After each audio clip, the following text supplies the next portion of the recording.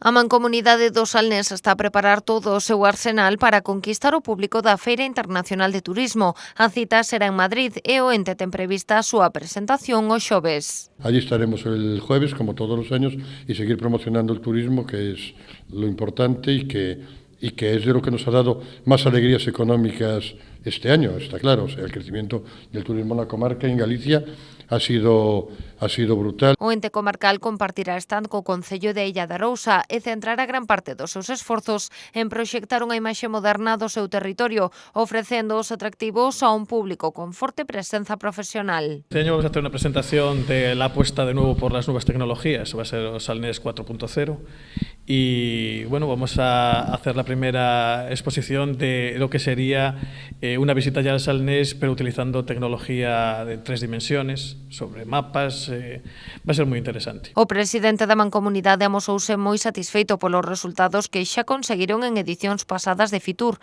así como tamén dos importantes avances que se teñen rexistrado en materia turística na comarca. Un día, hablando de cómo iba el turismo y de lo que hacía la Mancomunidad y todo, me dijo el siguiente, es una especie de crítica, pero bueno, por otro lado, como ahora va bien, pues es una alabanza. Nos dijo, por fin los alcaldes os tomasteis el turismo como una industria.